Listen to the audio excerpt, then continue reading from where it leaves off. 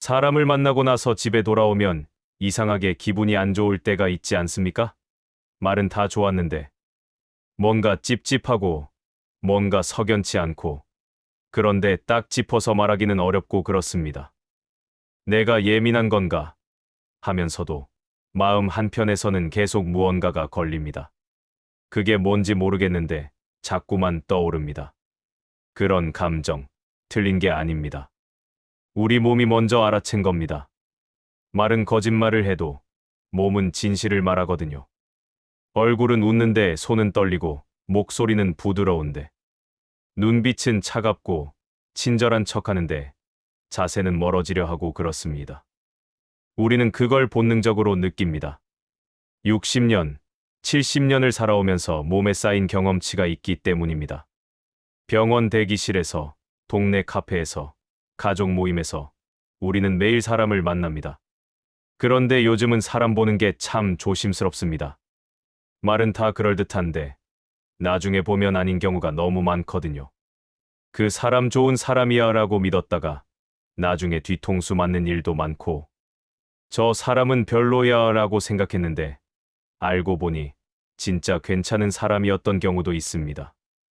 그런데 여기 작은 반전이 하나 있습니다. 우리가 사람을 잘못 본 게 아니라 우리가 잘못된 곳을 본 겁니다. 말을 들으려고 했고 표정을 보려고 했고 분위기를 느끼려고 했는데 정작 진짜 신호는 다른 곳에 있었습니다. 손끝에, 시선에, 침묵 속에 작은 행동 하나하나에 그 사람의 본성이 다 들어 있었던 겁니다. 겉으로 보이는 건 다 비슷합니다.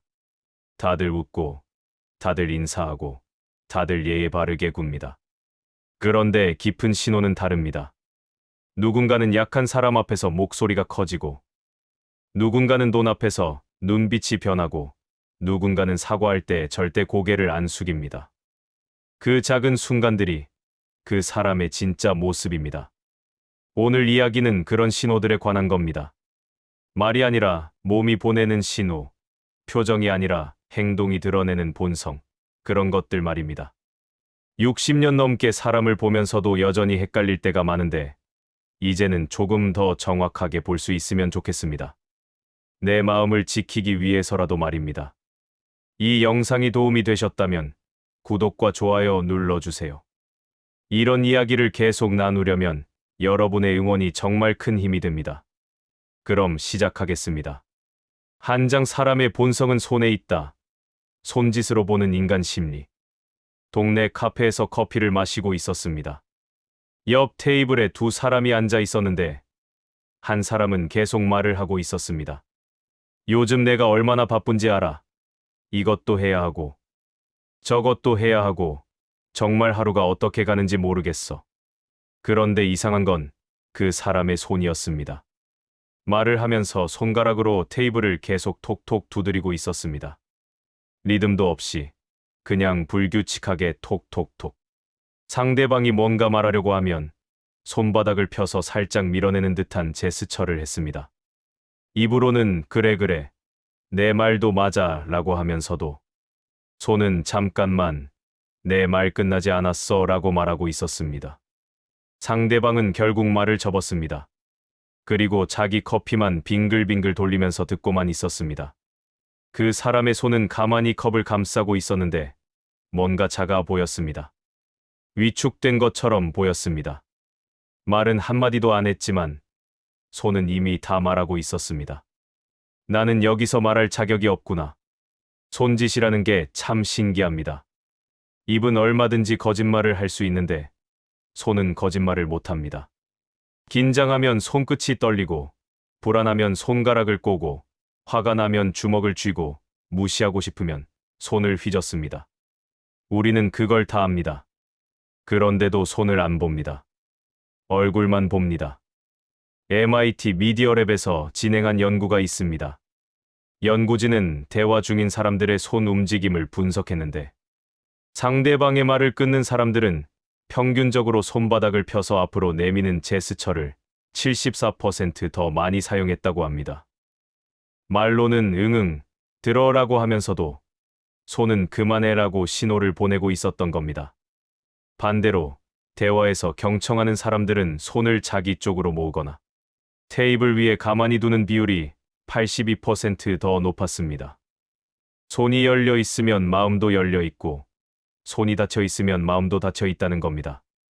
캘리포니아 대학의 심리학자 폴 에크만은 손짓과 진실성의 관계를 30년 넘게 연구했습니다. 그가 발견한 건 이겁니다. 진심으로 말하는 사람은 손짓이 자연스럽게 말과 동시에 나옵니다. 그런데 거짓말을 하거나 진심이 아닌 말을 할 때는 손짓이 0.5초에서 1초 정도 늦게 따라온다는 겁니다. 머리로 생각한 다음에 손이 움직이기 때문입니다. 미안해라고 말하면서 손을 가슴에 얹는데 그게 말보다 1초 늦으면 그건 진심이 아닐 확률이 높습니다.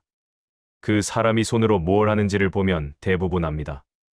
말하면서 손을 계속 허공에 휘젓는 사람은 자기 이야기에 취해 있는 겁니다. 상대가 뭐라고 하든 관심이 없습니다. 손가락으로 상대를 가리키면서 말하는 사람은 비난하고 있는 겁니다. 말은 조언인 척해도 손은 공격하고 있습니다. 반대로 손을 포겠다가 펴는 동작을 반복하는 사람은 불안한 겁니다. 자기가 한 말이 맞는지 확신이 없는 겁니다. 이건 성경 문제가 아니라 패턴입니다. 손은 뇌보다 빠릅니다. 생각이 정리되기 전에 손이 먼저 반응합니다. 그래서 손을 보면 그 사람이 지금 진짜로 느끼는 감정을 알 수 있습니다. 입으로는 괜찮아라고 해도 손이 주먹을 쥐고 있으면 괜찮지 않은 겁니다. 입으로는 미안해라고 해도 손이 주머니에 들어가 있으면 미안하지 않은 겁니다. 슈조펜하우어는 이렇게 말했습니다. 사람의 본성은 그가 하는 말이 아니라 그가 하는 행동에서 드러난다. 손짓은 가장 작은 행동이지만 가장 정직한 행동입니다. 우리는 말을 꾸밀 수는 있어도 손을 꾸미는 건 어렵습니다. 손은 본능에 가깝기 때문입니다. 화가 나면 손이 먼저 떨리고 두려우면 손이 먼저 움츠러듭니다. 그게 본성입니다. 누군가와 이야기를 나눌 때 그 사람의 입이 아니라 손을 보세요. 손이 어디로 가는지, 손이 뭘 하는지, 손이 어떻게 움직이는지를 보세요. 손이 당신을 밀어내고 있다면 그 사람은 당신의 말을 듣고 싶지 않은 겁니다. 손이 당신을 가리키고 있다면 그 사람은 당신을 비난하고 있는 겁니다. 손이 불안하게 움직인다면 그 사람은 거짓말을 하고 있거나 확신이 없는 겁니다. 그리고 그런 사람 앞에서 당신이 느낀 불편함, 그건 틀린 게 아닙니다. 당신의 본능이 이미 알아챈 겁니다. 이제는 그 본능을 믿으셔도 됩니다. 손이 말하는 진실을 이제는 놓치지 않으셔도 됩니다. 그게 당신을 지키는 방법입니다. 두 장 눈은 거짓말을 못한다. 시선 회피로 드러나는 진실. 병원 대기실에서 있었던 일입니다. 한 중년 남자가 앞에 앉아 있었는데 간호사가 와서 물었습니다. 혈압약 드시고 계시죠? 그 남자는 네, 잘 먹고 있습니다라고 대답했는데 그 순간 눈이 옆으로 확 돌아갔습니다. 천장을 보는 것도 아니고 바닥을 보는 것도 아니고 그냥 옆 벽을 힐끗 보더니 다시 정면을 봤습니다. 간호사는 그럼 다행이네요 라고 하고 갔는데 옆에서 보던 저는 알았습니다. 저 사람 약 안 먹고 있구나. 며칠 후에 또 그 남자를 봤습니다. 대기실에서 다른 환자와 이야기를 하고 있었는데 나는 건강관리 철저하게 해요.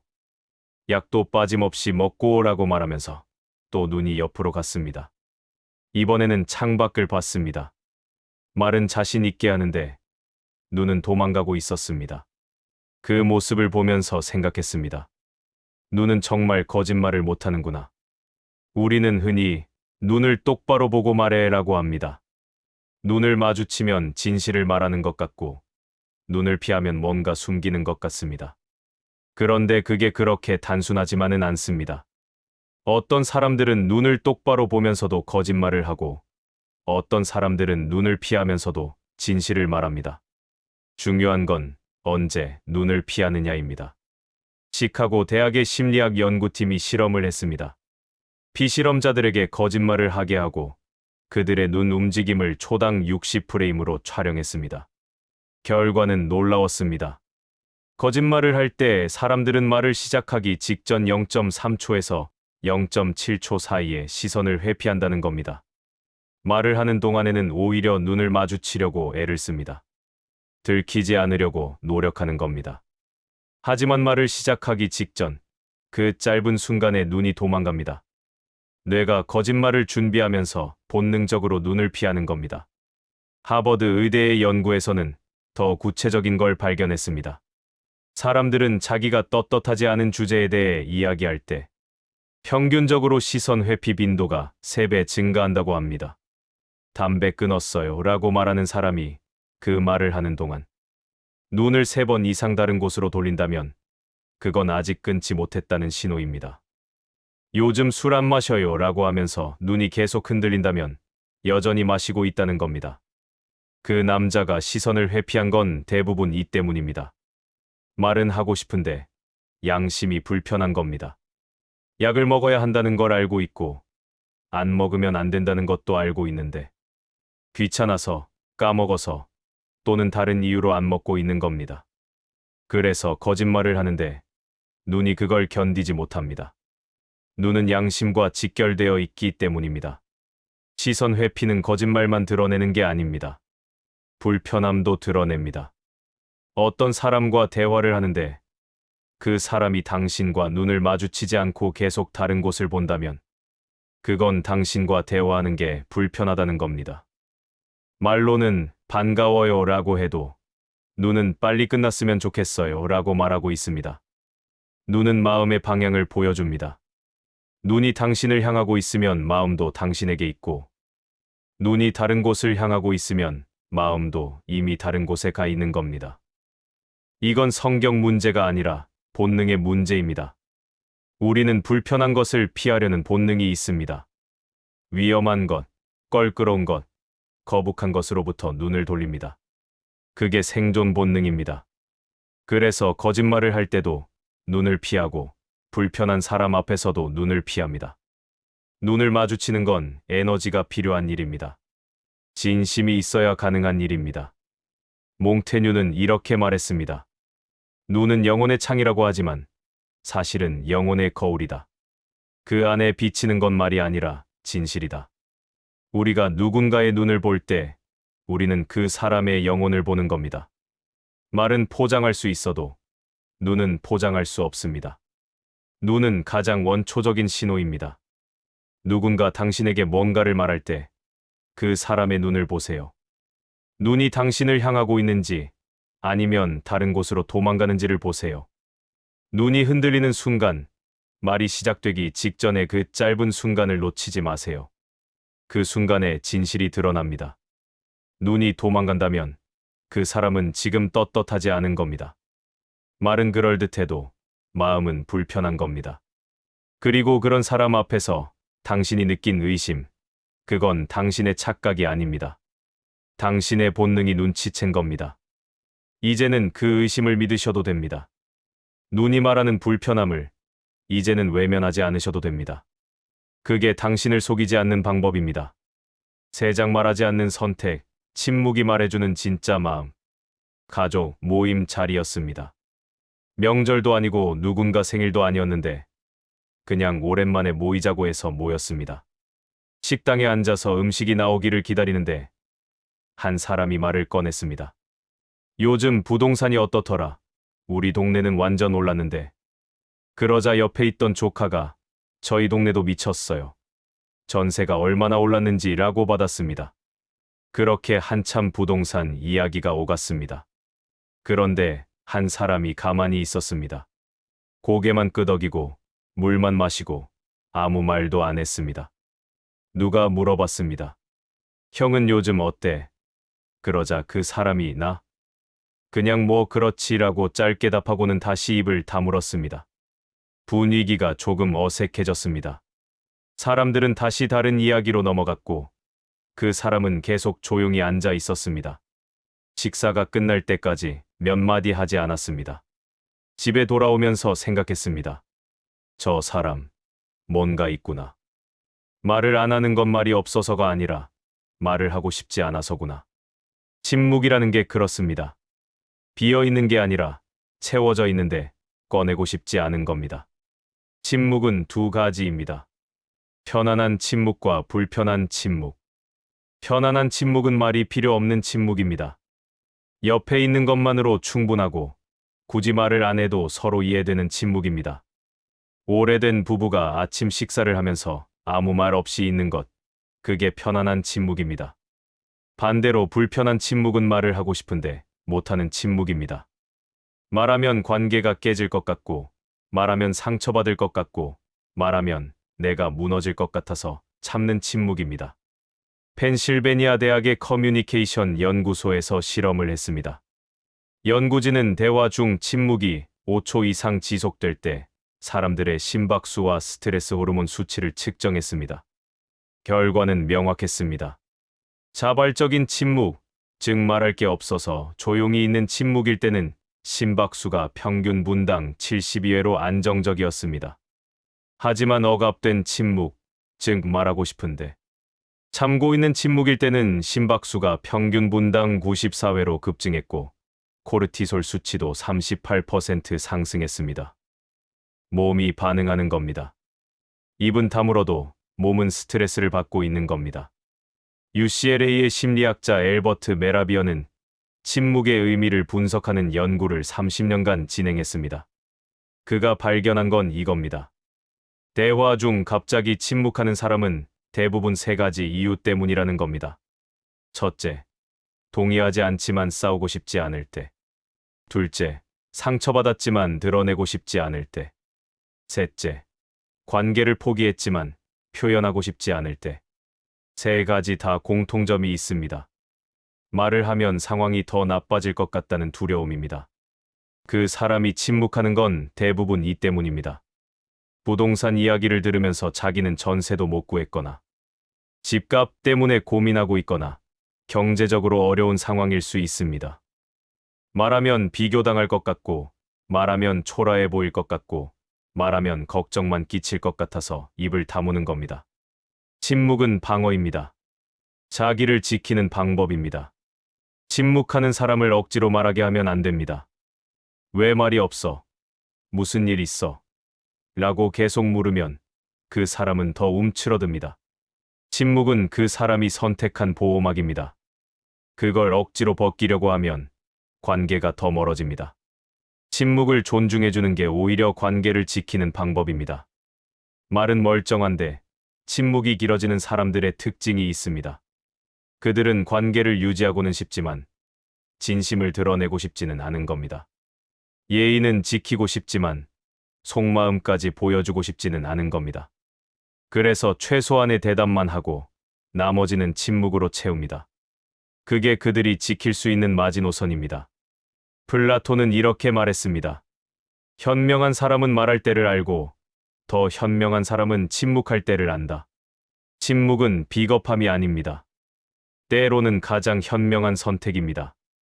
말해봤자 달라지지 않을 거라는 걸 알 때, 말하면 관계만 상할 거라는 걸 알 때, 침묵이 최선입니다. 그 침묵 속에는 체념도 있고, 배려도 있고, 피로도 있습니다. 누군가 당신 앞에서 침묵한다면 그 침묵을 들어주세요. 억지로 말을 끄집어내려 하지 마세요. 그 침묵은 그 사람이 지금 할 수 있는 최선의 표현입니다. 때로는 침묵이 100마디 말보다 더 많은 걸 말합니다. 고통을, 포기를, 피로를, 상처를 말합니다. 그리고 당신도 때로는 침묵하셔도 됩니다. 말하고 싶지 않으면 안 하셔도 됩니다. 설명하고 싶지 않으면 안 하셔도 됩니다. 침묵은 당신의 권리입니다. 당신을 지키는 방법입니다. 그 침묵을 부끄러워하지 않으셔도 됩니다. 내장 약자를 대하는 태도에서 드러나는 사람의 본성. 동네 음식점에서 점심을 먹고 있었습니다. 옆 테이블에 두 사람이 앉아 있었는데 한 사람은 정장을 입고 있었고 한 사람은 평범한 차림이었습니다. 정장 입은 사람이 말했습니다. 내가 회사에서 얼마나 바쁜지 알아. 아래 직원들이 일을 너무 못해서 내가 다 챙겨야 한다니까. 목소리가 컸습니다. 식당 안 사람들이 다 들을 정도로 컸습니다. 그때 젊은 서빙 직원이 물을 가져왔습니다. 조심스럽게 테이블에 물컵을 놓는데 손이 살짝 떨렸는지 물이 테이블에 몇 방울 튀었습니다. 정장 입은 사람이 인상을 찌푸렸습니다. 야, 조심해야지. 옷에 튀면 어떡하려고. 말투가 날카로웠습니다. 직원은 죄송합니다. 하면서 황급히 닦아냈습니다. 고개를 푹 숙이고 물러났습니다. 그 사람은 다시 상대방에게 말을 이어갔습니다. 사람이 조심성이 있어야지. 요즘 애들은 정신이 없어. 옆에 앉은 사람은 그냥 웃으면서 고개를 끄덕였습니다. 그런데 저는 알았습니다. 저 사람, 회사에서도 똑같겠구나. 아래 사람들한테 저렇게 대하겠구나. 약자를 대하는 태도라는 게 참 무섭습니다. 그게 진짜 본성이기 때문입니다. 윗사람 앞에서는 누구나 착합니다. 고개 숙이고, 말 조심하고, 예의 바르게 굽니다. 그런데 아랫사람 앞에서는 다릅니다. 가면을 벗습니다. 진짜 모습이 나옵니다. 서빙 직원한테, 청소하는 사람한테, 택배 기사한테, 후배한테 어떻게 대하는지를 보면 그 사람의 인격이 보입니다. 스탠퍼드 대학의 심리학과에서 흥미로운 실험을 진행했습니다. 연구진은 참가자들에게 가상의 직장 시뮬레이션 게임을 하게 했습니다. 참가자 중 일부는 관리자 역할을, 일부는 직원 역할을 맡았습니다. 그리고 중간에 역할을 바꿨습니다. 결과는 충격적이었습니다. 관리자 역할을 맡았던 사람들 중 68%가 직원을 대할 때 명령조 말투를 사용했고 31%는 직원의 의견을 무시하거나 차단했습니다. 하지만 같은 사람들이 직원 역할이 되었을 때는 87%가 공손하고 협조적인 태도를 보였습니다. 같은 사람인데 위치가 바뀌니 태도가 완전히 달라진 겁니다. 미시간 대학의 사회심리학 연구팀은 더 구체적인 데이터를 냈습니다. 그들은 레스토랑, 카페, 병원 등에서 고객들이 서비스 직원을 대하는 태도를 6개월간 관찰했습니다. 그 결과 직원에게 고압적이거나 무례한 태도를 보인 사람들은 동행한 사람에게도 평균적으로 2.3배 더 자주 불만을 표현하고 상대방의 말을 끊는 빈도가 4.1배 더 높았다고 합니다. 약자에게 함부로 대하는 사람은 결국 주변 모든 사람에게 그렇게 대한다는 겁니다. 단지 상황에 따라 강도를 조절할 뿐입니다. 그 사람이 서빙 직원에게 그렇게 대한 건 대부분 이 때문입니다. 자기보다 약한 사람, 자기에게 대들 수 없는 사람 앞에서는 본성이 튀어나옵니다. 평소에 억눌렀던 우월감, 짜증, 무시하고 싶은 욕구가 그대로 드러나는 겁니다. 말로는 나는 예의 바른 사람이야 라고 하지만 약자 앞에서의 태도가 진짜입니다. 거기서 가면이 벗겨집니다. 이건 교육의 문제도 아니고 나이의 문제도 아닙니다. 인격의 문제입니다. 어떤 사람들은 나이가 들어도 돈이 많아도 지위가 높아져도 약한 사람을 함부로 대하지 않습니다. 어떤 사람들은 아무것도 없어도 약한 사람을 존중합니다. 그게 그 사람의 크기입니다. 인간의 크기는 권력에서 나오는 게 아니라 약자를 대하는 태도에서 나옵니다. 말은 멀쩡한데 행동은 다르게 움직이는 사람들의 특징이 있습니다. 그들은 상대를 보고 태도를 바꿉니다. 이득이 되는 사람 앞에서는 친절하고 이득이 안 되는 사람 앞에서는 무례합니다. 필요한 사람 앞에서는 웃고 필요 없는 사람 앞에서는 무시합니다. 그게 계산입니다. 그 계산이 몸에 배어 있으면 순간순간 튀어나옵니다. 슈조펜하우어는 이렇게 말했습니다. 사람의 품격은 그가 힘없는 자를 어떻게 대하는가에서 드러난다. 힘 있는 사람 앞에서 착한 건 아무나 할 수 있습니다. 그건 착함이 아니라 두려움입니다. 진짜 착함은 힘없는 사람 앞에서 나옵니다. 자기한테 아무 이득도 안 되는 사람, 자기한테 아무 영향도 못 미치는 사람을 어떻게 대하는지, 그게 진짜 인격입니다. 누군가를 처음 만났을 때 그 사람이 당신에게 어떻게 대하는지만 보지 마세요. 그 사람이 다른 사람들에게 어떻게 대하는지를 보세요. 식당 직원에게, 택시 기사에게, 청소하는 분에게, 후배에게 어떻게 말하는지를 보세요. 거기서 진짜가 나옵니다. 목소리 톤이, 말투가, 눈빛이 다 달라집니다. 그리고 당신이 누군가에게 함부로 대함을 당했다면 그건 당신의 문제가 아닙니다. 그 사람의 문제입니다. 당신이 작아서가 아니라 그 사람의 인격이 작은 겁니다. 당신은 그런 사람에게 상처받지 않으셔도 됩니다. 당신은 존중받을 자격이 있는 사람입니다. 그걸 잊지 마세요. 5장 웃음에도 진심이 있다. 웃음이 말해주는 마음의 상태. 직장 점심시간이었습니다. 여러 명이 모여서 식사를 하고 있었는데 한 사람이 농담을 던졌습니다. 요즘 나이 들어서 그런지 깜빡깜빡해. 어제도 열쇠를 냉장고에 넣어놨더라고. 다들 웃었습니다. 하하. 소리가 식당 안에 울렸습니다. 그런데 한 사람의 웃음이 좀 달랐습니다. 푸아. 그러게. 나이 들면 그렇지 뭐. 나도 요즘 그래. 목소리가 컸습니다. 다른 사람들보다 2배는 컸습니다. 그 사람의 웃음은 끝나지 않았습니다. 다른 사람들은 이미 웃음을 멈췄는데 혼자 계속 하하 하면서 손뼉까지 쳤습니다. 옆 사람이 물을 마시고 있는데도, 옆 테이블 사람들이 쳐다보는데도 아랑곳하지 않고 웃었습니다. 그리고는 자기 이야기를 시작했습니다. 나도 말이야. 지난주에 완전 웃긴 일이 있었는데 결국 그 자리는 그 사람 이야기로 채워졌습니다. 웃음이라는 게 참 신기합니다. 같은 웃음인데 어떤 웃음은 따뜻하고 어떤 웃음은 시끄럽습니다. 어떤 웃음은 공간을 밝게 만들고 어떤 웃음은 공간을 불편하게 만듭니다. 웃음에도 온도가 있고 크기가 있고 방향이 있습니다. 그 웃음을 보면 그 사람이 지금 무엇을 원하는지 보입니다. 캘리포니아 대학 버클리 캠퍼스의 심리학 연구소에서 웃음의 종류를 분석하는 실험을 했습니다. 연구진은 1200명의 웃음 소리를 녹음하고 각 웃음의 길이, 음량, 주파수를 측정했습니다. 그리고 그 웃음이 나온 상황과 연결시켰습니다. 결과는 명확했습니다. 진심으로 즐거워서 나오는 웃음은 평균 1.2초에서 2.5초 사이였고 음량은 대화 음량보다 평균 15% 높았습니다.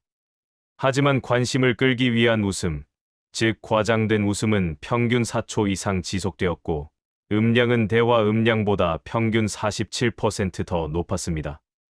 웃음이 길고 클수록 그 웃음은 진심이 아닐 가능성이 컸습니다. 영국 포츠머스 대학의 행동과학 연구팀은 더 흥미로운 발견을 했습니다.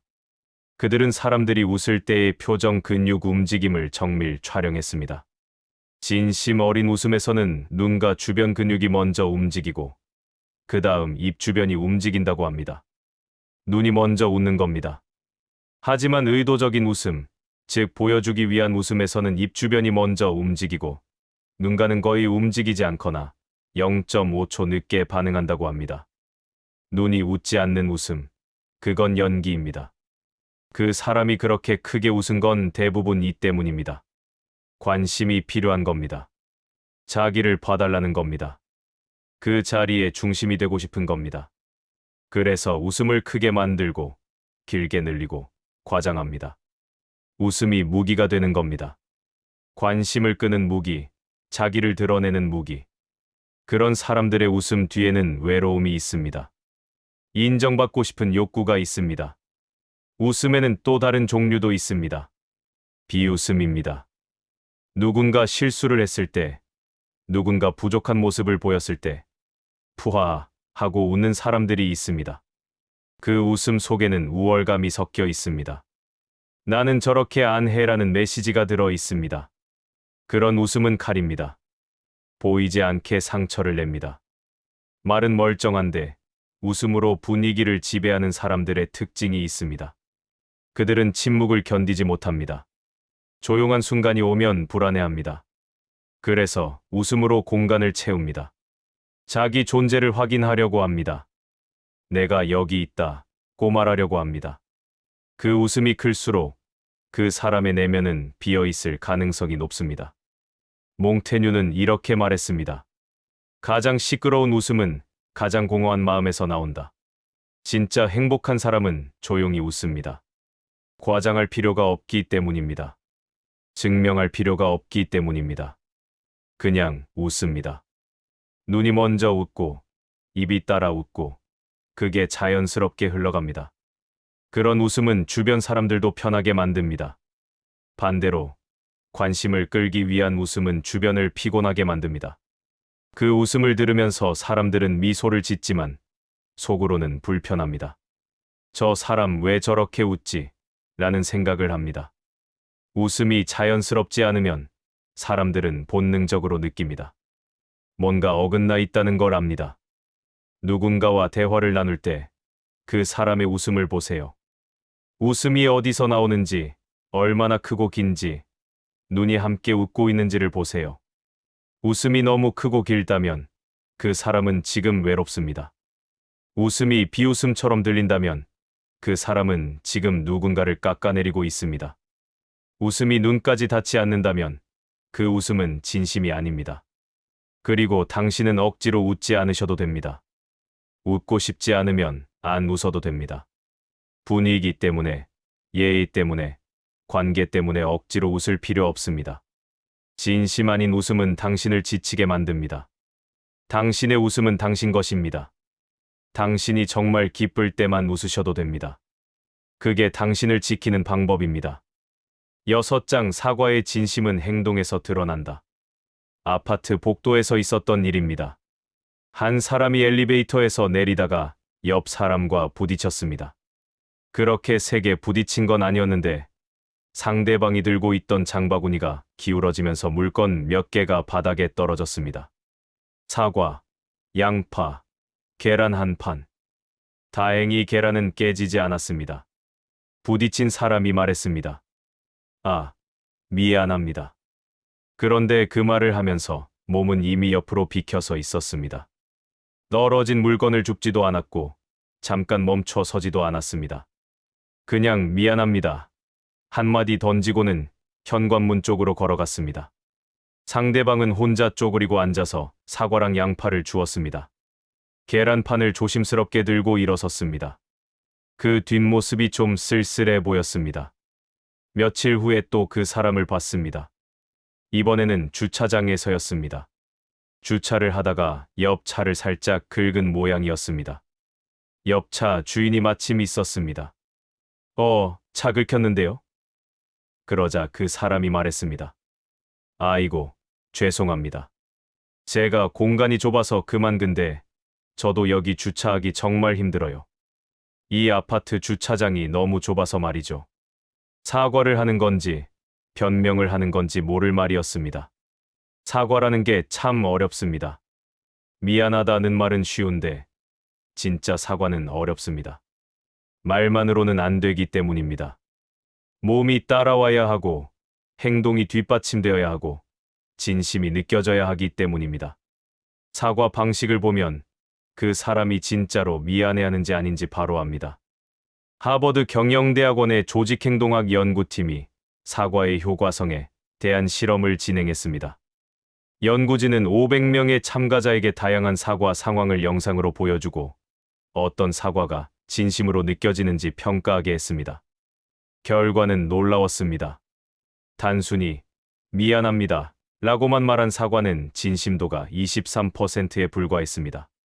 하지만 사과와 함께 즉각적인 행동이 뒤따른 경우, 예를 들어 떨어진 물건을 함께 줍거나 피해를 복구하려는 시도를 보인 경우 진심도는 78%로 급상승했습니다. 말이 아니라 행동이 사과를 완성시키는 겁니다. 오하이오 주립대학의 심리학과에서는 더 구체적인 연구를 했습니다. 그들은 사과할 때 사람들의 시선과 자세를 분석했습니다. 진심 어린 사과를 하는 사람은 평균 3.2초 이상 상대방의 눈을 마주치고 고개를 약 15도 정도 숙이며 사과 후 최소 2초 이상 그 자리에 머문다고 합니다. 반면 형식적인 사과를 하는 사람은 눈 마주침이 1초 미만이고 고개를 거의 숙이지 않으며 사과와 동시에 이미 몸이 다른 방향으로 향한다고 합니다. 몸은 거짓말을 못합니다. 그 사람이 그렇게 사과한 건 대부분 이 때문입니다. 미안하다는 말은 하고 싶은데 책임지고 싶지는 않은 겁니다. 잘못은 인정하는데 그 잘못 때문에 불편함을 감수하고 싶지는 않은 겁니다. 그래서 말로만 사과합니다. 미안해요. 한마디로 상황을 정리하려고 합니다. 그리고는 빠르게 그 자리를 벗어나려고 합니다. 책임이 무거워지기 전에 도망가는 겁니다. 사과에는 또 다른 종류가 있습니다. 변명 섞인 사과입니다.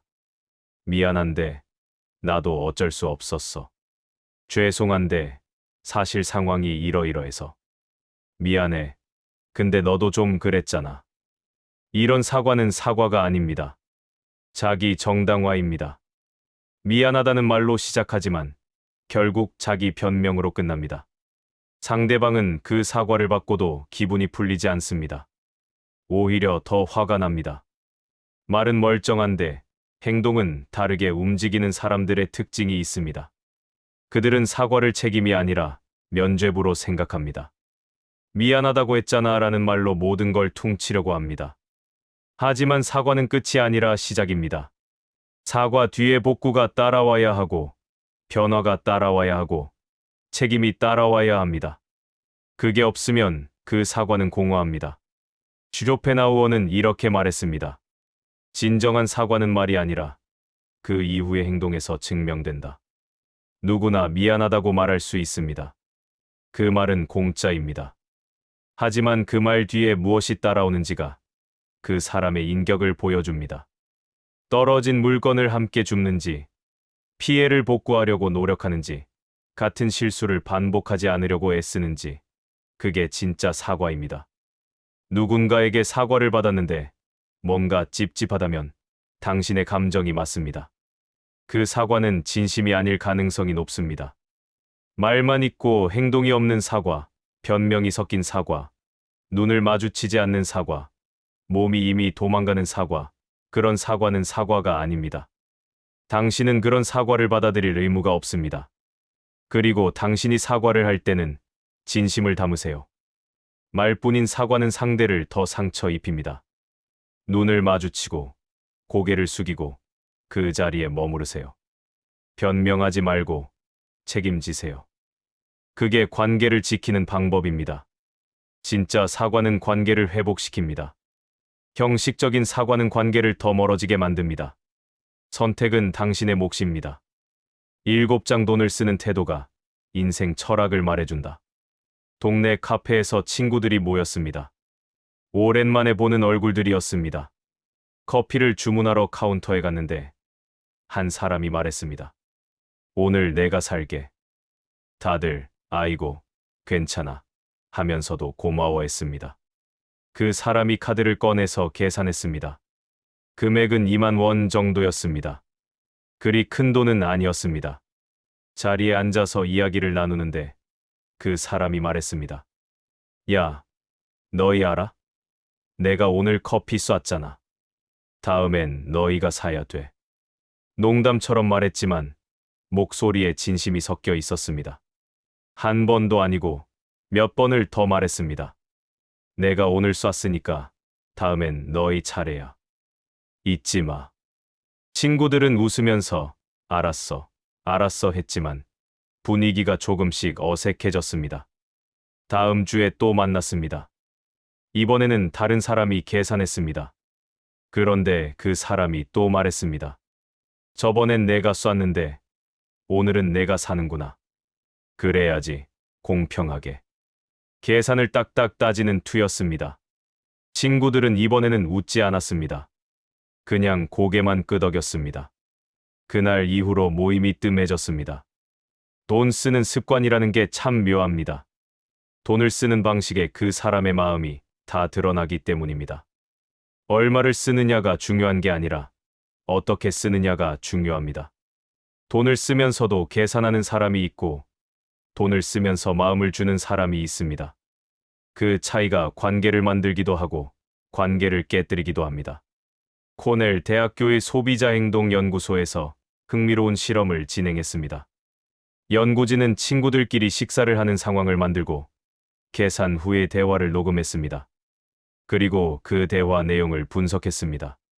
계산한 사람이 그 사실을 언급하는 횟수와 관계 만족도를 비교했더니 놀라운 결과가 나왔습니다. 계산한 사실을 2회 이상 언급한 경우 다음 모임에 참석하겠다는 의사가 평균 43% 감소했습니다. 반대로 계산한 후 아무 언급도 하지 않은 경우 다음 모임 참석 의사가 78%로 높게 유지되었습니다. 돈을 쓰고도 그 사실을 자꾸 말하면 사람들은 멀어지는 겁니다. 듀크 대학교 심리학과의 연구는 더 깊이 들어갔습니다. 그들은 돈을 쓸 때의 표정과 언어 패턴을 분석했습니다. 돈을 기꺼이 쓰는 사람은 계산할 때 표정 변화가 거의 없고 괜찮아, 내가 낼게 같은 단순하고 짧은 문장을 사용했습니다. 하지만 돈을 아까워하면서 억지로 쓰는 사람은 계산 순간 눈썹이 찌푸려지는 미세 표정이 나타나고 오늘은 내가, 다음엔 내가, 공평하게 같은 조건부 단어를 평균 2.8배 더 많이 사용했습니다. 돈을 쓰는 순간 그 사람의 본심이 새어나오는 겁니다. 그 사람이 그렇게 말한 건 대부분 이 때문입니다. 돈을 썼다는 사실이 자꾸 신경 쓰이는 겁니다. 손해를 본 것 같은 겁니다.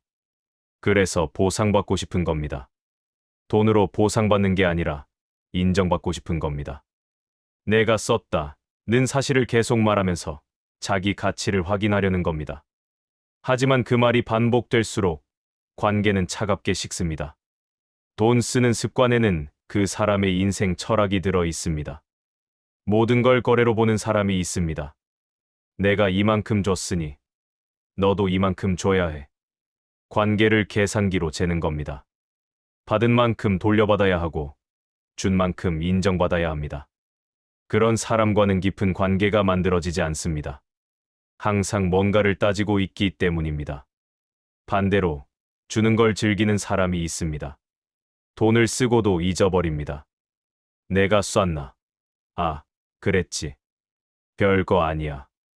그 사람들은 돈이 많아서가 아니라 관계가 더 소중하기 때문입니다. 2만 원짜리 커피보다 함께 보낸 시간이 더 값지다는 걸 아는 겁니다. 그런 사람 곁에는 사람이 모입니다. 말은 멀쩡한데 돈 앞에서 달라지는 사람들의 특징이 있습니다. 그들은 관대한 척하면서도 속으로는 계산합니다. 쏘았다는 사실을 잊지 않고 기회가 있을 때마다 상기시킵니다. 호의를 베푼 게 아니라 빚을 만들어 놓은 겁니다. 그 빚을 갚으라고 계속 압박합니다. 말로는 아니지만 태도로 그렇게 합니다. 플라톤은 이렇게 말했습니다. 관대함은 주는 데 있지 않고 주고 나서 있는 데 있다. 진짜 관대한 사람은 준 걸 기억하지 않습니다. 자랑하지도 않고 언급하지도 않고 되돌려받으려 하지도 않습니다. 그냥 줍니다. 그게 기쁘기 때문입니다. 돈이 아니라 마음을 주는 겁니다. 누군가 당신에게 돈을 쓰고는 그 사실을 계속 말한다면 그건 선물이 아닙니다. 거래입니다. 당신은 그 거래에서 자유로워도 됩니다. 억지로 보답하지 않으셔도 됩니다. 진짜 주는 사람은 보답을 요구하지 않습니다. 요구하는 순간 그건 주는 게 아니라 바꾸는 겁니다. 그리고 당신이 돈을 쓸 때는 마음을 담아서 쓰세요. 쓰고 나서 잊으세요. 계산하지 마세요. 돈으로 관계를 재지 마세요. 관계는 계산으로 만들어지는 게 아니라 마음으로 만들어집니다. 당신이 기꺼이 줄 수 있을 때만 주세요. 그게 당신도 상대도 편한 방법입니다.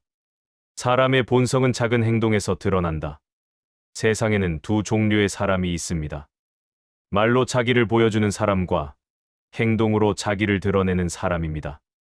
우리는 평생 이 두 종류 사이에서 헷갈리며 살아왔습니다. 누가 진짜고 누가 가짜인지 분간하느라 상처받기도 하고 실망하기도 하고 때로는 사람 자체를 믿지 못하게 되기도 했습니다. 하지만 이제는 조금 더 정확하게 볼 수 있습니다. 손짓을 보고, 시선 회피를 보고, 침묵을 듣고, 약자 앞에서의 태도를 보고, 웃음의 크기를 보고, 사과 방식을 보고, 돈 쓰는 습관을 보면 그 사람의 본성이 보입니다. 말은 얼마든지 꾸밈 수 있지만 몸은 거짓말을 못합니다.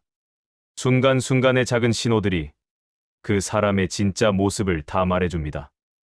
60년, 70년을 살아오면서 우리가 배운 가장 큰 지혜가 있다면 사람을 함부로 믿지도 말고 함부로 의심하지도 말라는 겁니다. 대신 관찰하라는 겁니다. 조용히, 차분하게 여러 번 관찰하라는 겁니다. 한두 번의 행동으로 판단하지 말고 반복되는 패턴을 보라는 겁니다. 그 패턴이 진실입니다. 인생의 후반으로 갈수록 우리에게 필요한 건 더 많은 사람이 아니라 더 좋은 사람입니다. 마음을 편하게 해주는 사람, 있는 그대로 받아주는 사람, 계산하지 않는 사람, 진심으로 대하는 사람. 그런 사람들을 곁에 두고 살아가는 것, 그게 우리가 누릴 수 있는 가장 큰 복입니다. 당신이 누군가를 보면서 불편함을 느꼈다면 그건 당신의 예민함이 아닙니다. 당신의 본능이 신호를 보낸 겁니다. 이제는 그 신호를 믿으셔도 됩니다. 당신은 충분히 많이 살았고, 충분히 많이 겪었고, 충분히 많이 배웠습니다. 당신의 감각을 의심하지 마세요. 당신의 직감을 깎아내리지 마세요. 당신이 느낀 그 불편함에는 이유가 있습니다. 동시에 당신을 함부로 대하는 사람들로부터 거리를 두셔도 됩니다. 손짓으로 당신을 막는 사람, 눈을 피하며 거짓말하는 사람, 침묵으로 당신을 외면하는 사람, 약한 사람을 함부로 대하는 사람, 과장된 웃음으로 관심을 끄는 사람, 형식적으로만 사과하는 사람, 돈을 쓰고도 계산하는 사람. 그런 사람들 곁에서 당신은 편할 수 없습니다. 당신의 마음이 달아갑니다. 이제는 당신의 마음을 보호하셔도 됩니다. 모든 사람에게 착할 필요가 없습니다. 모든 관계를 유지할 필요도 없습니다. 당신을 불편하게 만드는 사람이 있다면 멀어지셔도 됩니다. 설명하지 않으셔도 되고, 이유를 대지 않으셔도 되고, 미안해하지 않으셔도 됩니다. 당신의 평화가 더 중요합니다. 우리에게 남은 시간은 소중합니다. 그 시간을 진짜 사람들과 함께 보내세요. 말이 아니라 행동으로 보여주는 사람, 조건 없이 대해주는 사람, 당신을 있는 그대로 받아주는 사람. 그런 사람들을 만나면 붙잡으세요. 그들이 진짜입니다. 사람을 보는 눈은 나이가 들수록 정확해집니다. 당신은 이미 알고 있습니다. 누가 진심이고 누가 가식인지, 누가 당신을 소중히 여기고 누가 당신을 이용하는지. 이제는 그 알을 행동으로 옮기세요. 거리를 두어야 할 사람은 두고, 가까이 해야 할 사람은 더 가까이 하세요. 그리고 우리도 누군가에게 진짜 사람이 되어줄 수 있으면 좋겠습니다. 손짓으로 상대를 밀어내지 않고, 눈을 똑바로 보고 진실을 말하고, 침묵할 때는 따뜻한 침묵을 하고, 약한 사람을 존중하고, 진심으로 웃고, 진심으로 사과하고, 돈을 쓰고 나면 잊어버리는 사람. 그런 사람이 되어간다면 우리도 조금씩 더 따뜻해질 수 있으면 좋겠습니다.